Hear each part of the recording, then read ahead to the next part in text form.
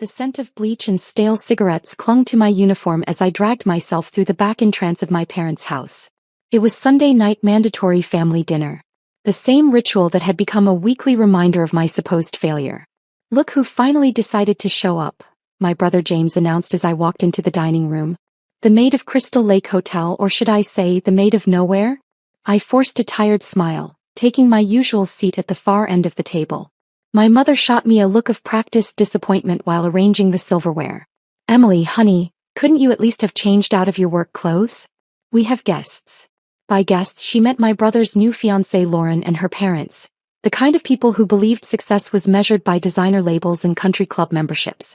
They shifted uncomfortably in their seats, trying not to stare at my wrinkled uniform. "Sorry Mom, double shift ran late," I said quietly, helping myself to the mashed potatoes. "We had a bus tour come through." James snorted. "A bus tour? At that dead hotel? What were they touring, cobwebs?" "James," Dad warned half-heartedly, not looking up from his phone. But I could see the corner of his mouth twitch with amusement. "No really," James continued, warming to his audience. "I drove by there last week. Place looks like something out of a horror movie. What was it, 3 rooms booked?" "4. Lauren's father cleared his throat. "Crystal Lake. Isn't that the old resort property out by the state park? Been closed for what, 20 years? 15, I corrected automatically. "And we're not closed. We're operating at reduced capacity while dash." "While what?" James interrupted. "While you waste your business degree cleaning toilets. Real smart investment there, sis." The room fell quiet except for the clink of silverware. They were waiting for me to defend myself, to explain why I'd spent my entire inheritance from Grandma, all $180,000, buying a rundown hotel in a forgotten tourist town.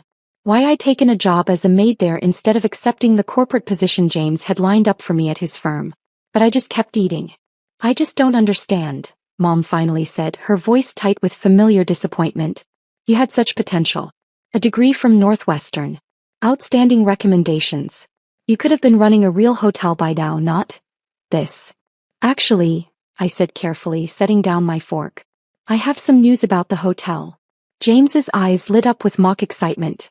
"Oh, please tell me you're finally selling that money pit. I know a developer who might take it off your hands. For the land value at least."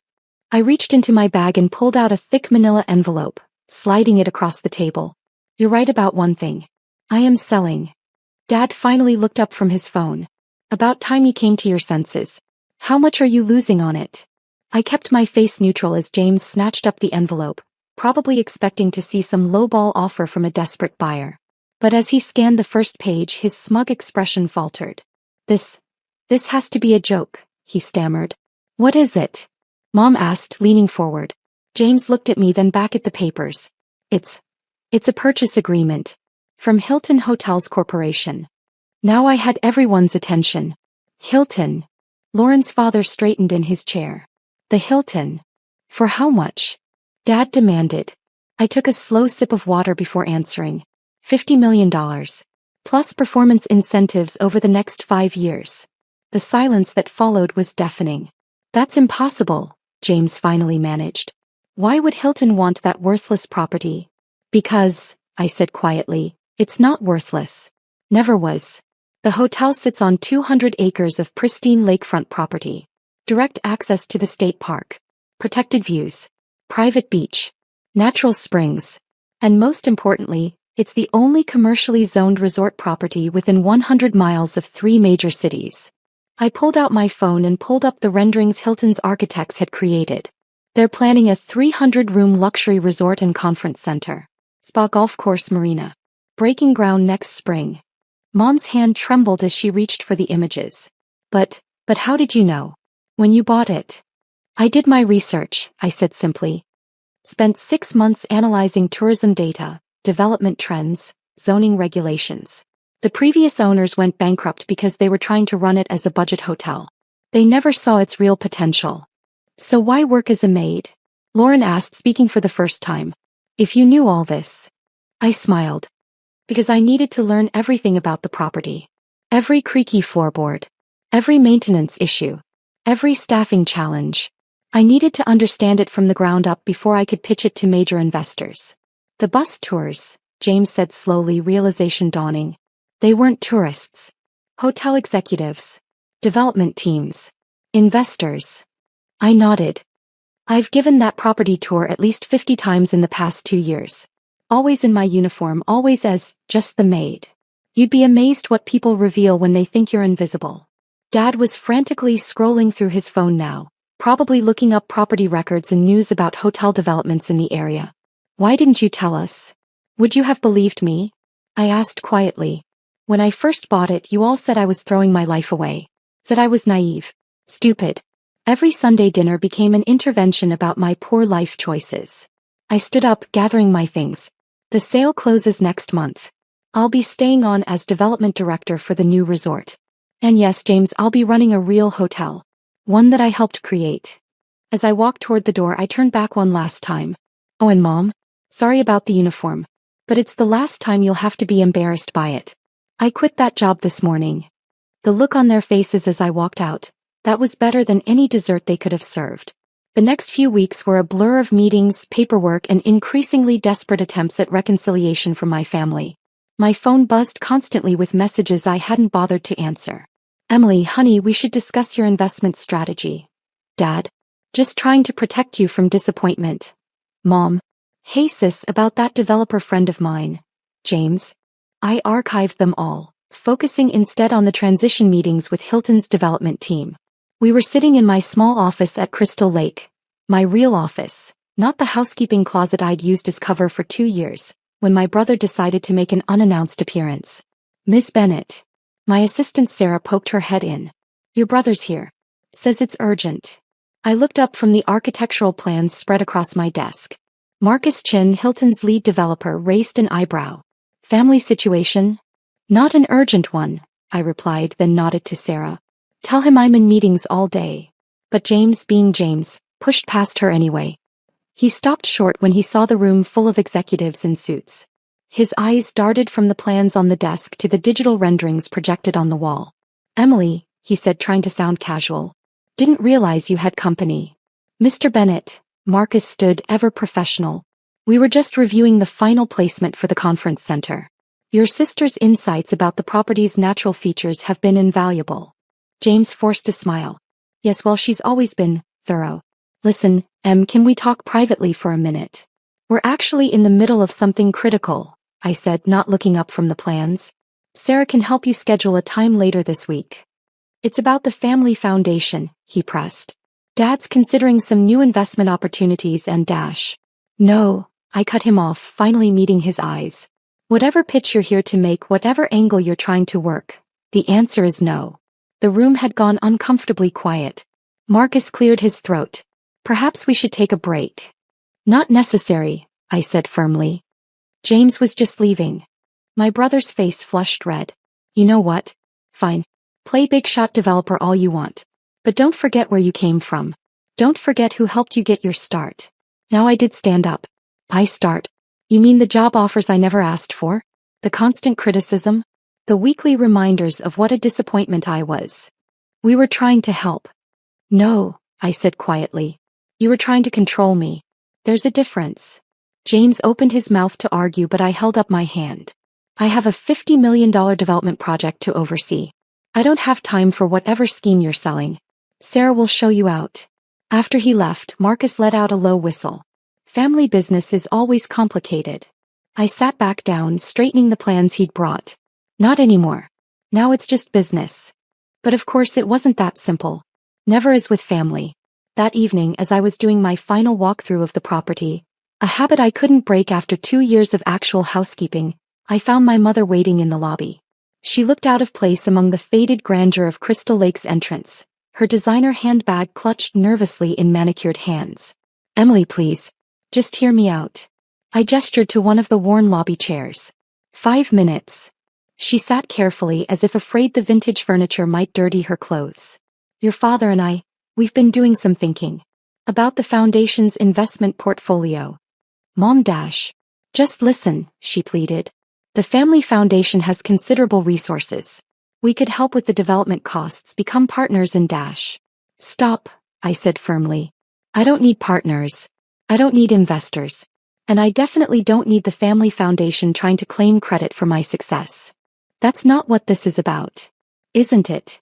I walked over to the front desk, pulling out the guest ledger I'd maintained meticulously for 2 years. Would you like to see how many times you or Dad visited while I was just a maid here? 0. Not once did you come to see what I was building. Not once did you ask about my plans. We were worried about you, she said softly. Living in that tiny apartment, working these horrible hours.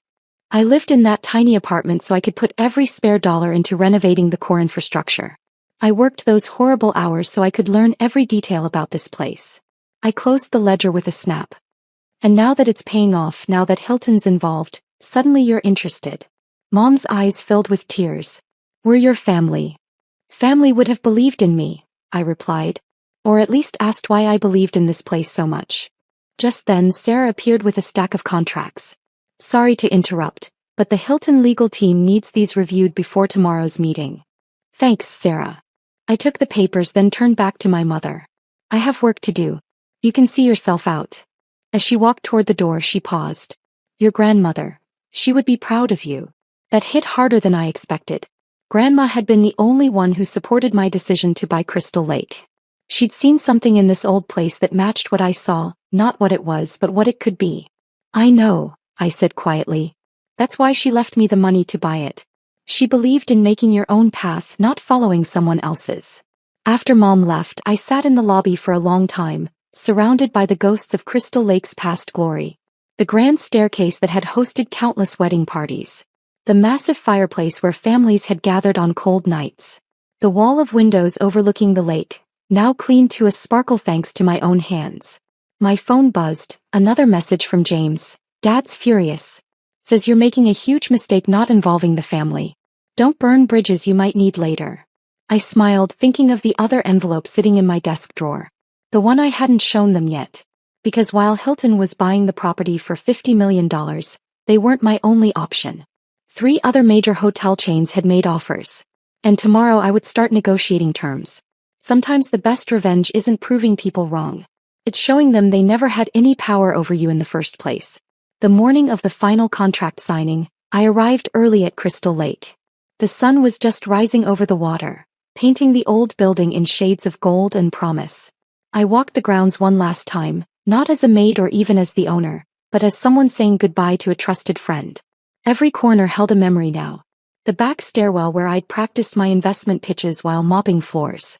The Suite 212 where I'd first overheard Hilton executives discussing expansion plans in the area. The lakefront pavilion where I'd sketched my initial renovation concepts during lunch breaks. Taking one last look? Sarah's voice broke through my thoughts. She handed me a coffee, my usual order from the small cafe in town. Hard to believe it's really happening, I said, accepting the cup. Did the final contracts arrive? She nodded. Just delivered. But, there's something else you should know. Your family's here. I froze. All of them. Your parents, your brother, his fiancée, even her parents. They're waiting in the main conference room. Of course they were. Today of all days. There's more, Sarah added hesitantly. Your father's brought Howard Sterling. Now that got my attention.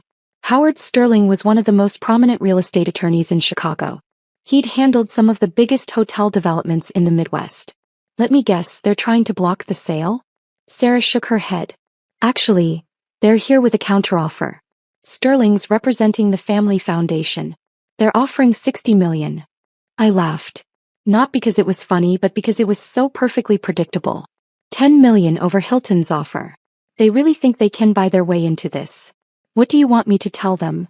I checked my watch. The Hilton executives wouldn't arrive for another hour. Nothing. I'll handle this myself. When I walked into the conference room, the tension was palpable. My father sat at the head of the table, Howard Sterling to his right, various family members arranged around them like pieces on a chessboard. Emily, Dad stood all business. Good of you to join us. In my own hotel. How generous of me. I set my coffee down and remained standing. I assume this isn't a social call. Sterling cleared his throat, opening his briefcase. Miss Bennett, we've prepared a very generous offer dash. Save it, I cut him off. The property's not for sale. But Hilton dash, James started. Is one of several interested parties, I finished. And none of them involve the family foundation. Dad's face reddened. We're offering $10 million over their price. This isn't about money, I said quietly. It never was. I walked to the windows overlooking the lake. 2 years ago when I bought this place you all thought I was crazy.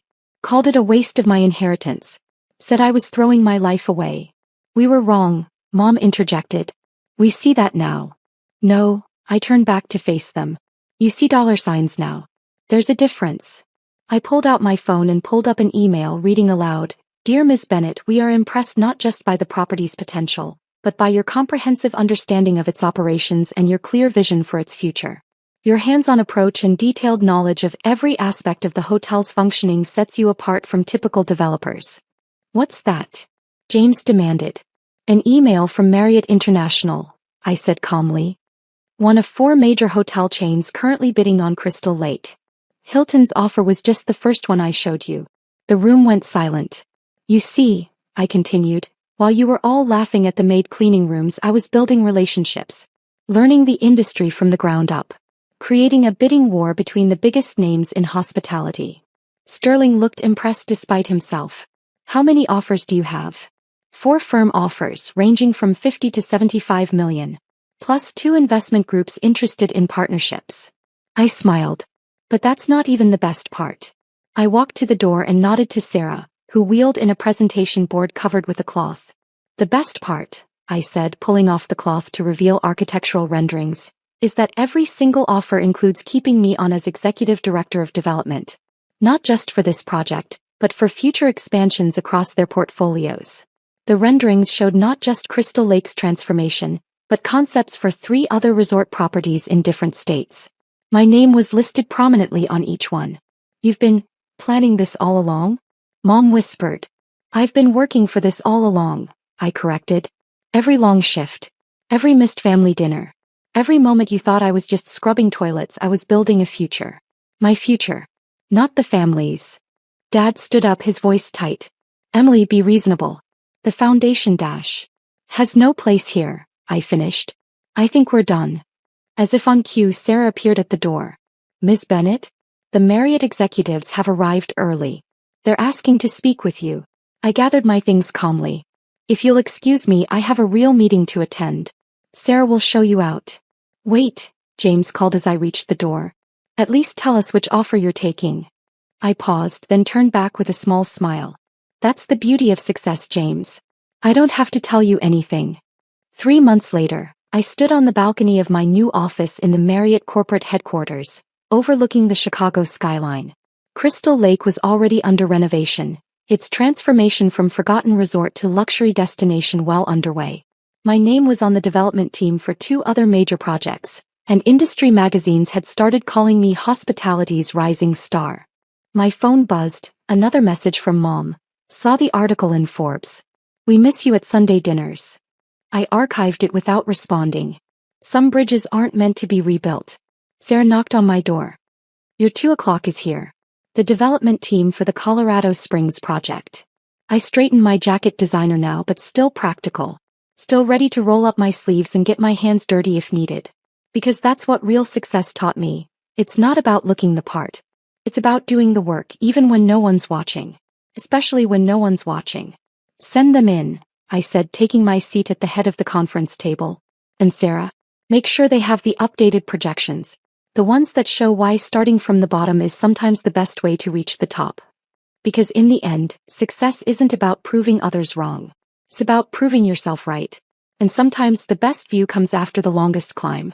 My name is Elena Rodriguez, and 6 months ago I thought I understood what family meant. I'm 28, the owner of what used to be a successful restaurant chain in Phoenix, and until my mother called the police to have me arrested for stealing from my own business, I believed that success was something to be celebrated, not confiscated. The moment those handcuffs threatened to click around my wrists while my stepbrother Marcus smirked behind my mother's shoulder, I realized that some families don't support your dreams, they harvest them. It started when I was 16, working at my grandmother's food truck after school. Abuela Rosa had been serving authentic Mexican street food from a converted van for 20 years, parking outside construction sites across Phoenix. Her carne asada was legendary, but the business barely supported her. I loved everything about that truck. The sizzle of meat on the grill, the way customers' faces lit up when they saw us, the pride in Abuela's voice when someone complimented her recipes. But I also saw the missed opportunities. The inconsistent locations, the lack of marketing, the cash-only system that limited growth. Abuela, I said one afternoon as we cleaned the grill, what if we could serve more people? Multiple trucks, better locations, maybe even a permanent restaurant. She laughed with the tired wisdom of someone who'd spent decades making do. Mija, dreams are beautiful but dreams don't pay rent. I was 17 when my mother married Richard Martinez, bringing his son Marcus into our family. Marcus was 21, charming in the way people who've never faced consequences tend to be, and completely uninterested in anything requiring actual work. He dropped out of college twice, spent 6 months finding himself in Costa Rica on Richard's dime, and spoke confidently about entrepreneurial vision while living rent-free. My mother, Sandra, had been a single parent since my father died when I was 8. She'd worked 2 jobs to keep us afloat, and Richard's financial stability represented security she'd never had. She began seeing Marcus not as her stepson, but as the successful child she'd always wanted. Marcus has such good business instincts, she would say after he'd pitched half-baked schemes requiring upfront investment but no labor from him. He sees the big picture. The big picture was always someone else doing the work while Marcus took credit for the vision. I spent senior year developing a real business plan for expanding Abuela's operation. I researched permits, studied successful food truck franchises, calculated startup costs.